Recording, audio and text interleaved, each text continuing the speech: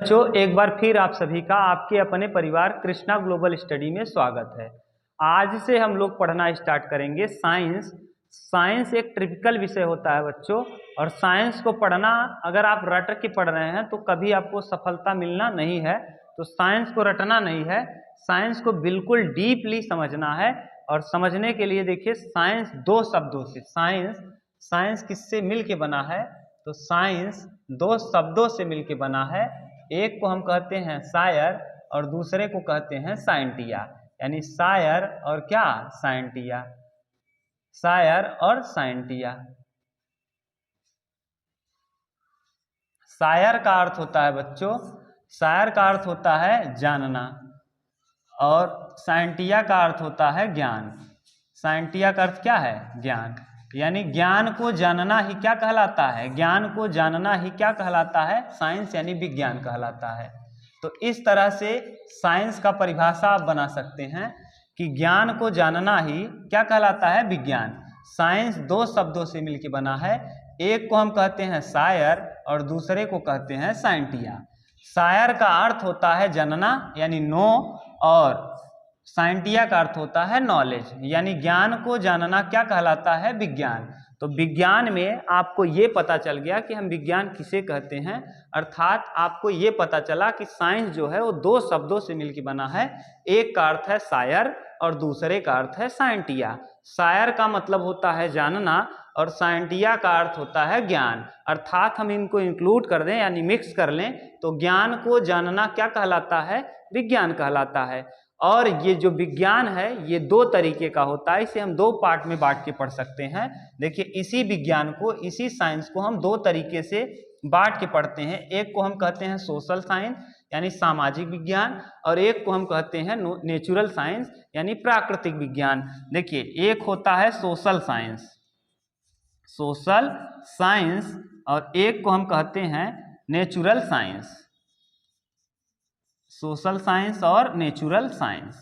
Social science क्या है? ऐसा विज्ञान जिसमें हम जियोग्राफी, हिस्ट्री, पॉलिटी, इकोनॉमी का अध्ययन करते हैं, वो कहलाता है सोशल साइंस। लेकिन नेचुरल साइंस किसे कहते हैं? इसी नेचुरल साइंस का तीन पार्ट होता है बच्चों। इन तीन पार्ट में कौन कौन?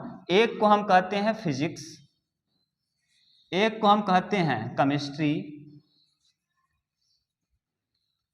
और एक को हम कहते हैं बायोलॉजी।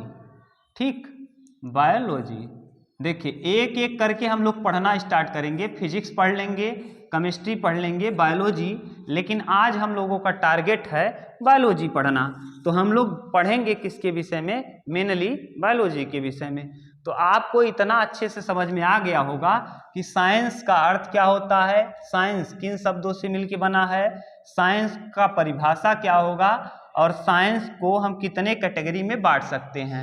अब कितने कैटेगरी में बांट सकते हैं? तो सोशल साइंस क्या है और नेचुरल साइंस क्या है, और नेचुरल साइंस को हम कितने तरीके से बांट सकते हैं, ये भी आपने समझ लिया।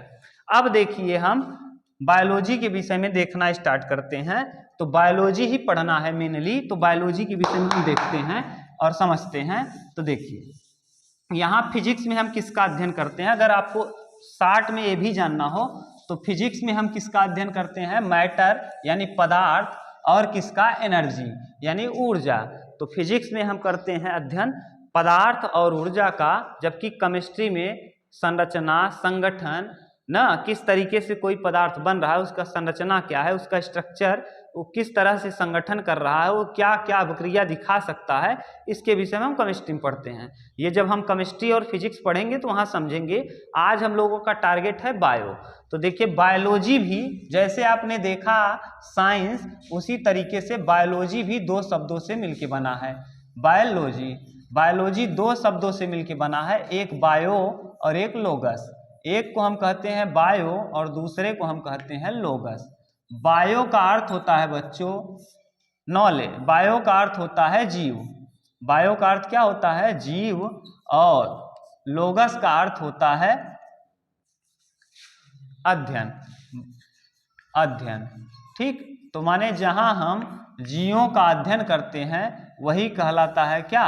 बायोलॉजी। अब जीव दो प्रकार का हो सकता है, एक पादप वाला जीव और एक मानव जीव। तो अब ये देखिए, ये जो बायोलॉजी है ये किस भाषा का शब्द है? तो बायोलॉजी एक ग्रीक भाषा का शब्द है। बायोलॉजी ग्रीक भाषा का शब्द है। इसको दो पार्ट में, ये बायो और लोगस में, यानी जीवों का जहां अध्ययन किया जाता है उसी को हम क्या कहते हैं? बायोलॉजी कहते हैं। और इन दोनों शब्दों को देने वाले वैज्ञानिकों का नाम था, इन दोनों शब्द को किसने दिया था? तो लैमार्क ने दिया था। लैमार्क और ट्रेवी रेनस। लैमार्क और ट्रेवी रेनस। लैमार्क कहाँ का निवासी था ये भी पूछ सकता है, और ट्रेवी रेनस कहाँ का निवासी था? तो लैमार्क फ्रांस का निवासी था और ट्रेवी रेनस कहाँ का निवासी था? जर्मनी का निवासी था। ठीक, तो ट्रेवी रेनस आप पता चल गया कि जो लैमार्क है वो फ्रांस का निवासी है और ट्रेवी रेनस जो है वो जर्मनी का निवासी। इन्होंने क्या किया था? बायो और लोगस से दो शब्दों को दिया था। जबकि बायोलॉजी का अगर पिता पूछ ले तो बायोलॉजी के पिता हैं अरस्तु। अगर बायोलॉजी का पिता यानी बाप यानी बाबू कौन है? अरस्तु हैं। ठीक, अरस्तु। और इसको भी बच्चों हमको, बायोलॉजी को भी हमको दो कैटेगरी में बांट के पढ़ना है। एक को हम पढ़ेंगे, इसको देखिए, बायोलॉजी जो है उसको भी हमको कितने पार्ट में पढ़ना है? दो पार्ट में। तो यानी बायोलॉजी को हमको कितने भाग में पढ़ना है? दो भाग में। एक को हम कहेंगे जूलॉजी और एक को हम कहेंगे बॉटनी, यानी जूलॉजी और क्या? बॉटनी। तो ये देखिए जूलॉजी ZOOLOGY और दूसरा है बॉटनी। बॉटनी में हम पेड़ पौधों का अध्ययन करते हैं और जूलॉजी में हम जंतुओं का, पेड़ पौधे। और बच्चों ये भी आप ध्यान रखिएगा कि जो बायोलॉजी है, जो बॉटनी है, वो पेड़ पौधे नहीं बल्कि आपको बायोलॉजी में पेड़ पौधों को एक नया नाम से जाना जाता है जिसे हम कहते हैं पादप। ठीक, और जूलॉजी यानी जंतुओं का। तो बायोलॉजी दो सब है, एक जंतुओं का अध्ययन और एक किसका? वनस्पतियों का अध्ययन। जहां वनस्पतियों का अध्ययन करेंगे उसे बॉटनी कहते हैं और जहां हम जंतुओं का अध्ययन करते हैं उसे हम बायोलॉजी कहते हैं। हम पहले पढ़ना चालू करेंगे क्या? बॉटनी, बाद में पढ़ेंगे जूलॉजी। तो बॉटनी पढ़ने से पहले आपको ये भी पता होना चाहिए कि बॉटनी के पिता कौन है और बॉटनी में हमको किसका अध्ययन करना है, ये भी अच्छे से पता होना चाहिए। इतना स्क्रीनशॉट ले लीजिए, तब हम चालू करते हैं बॉटनी के विषय में।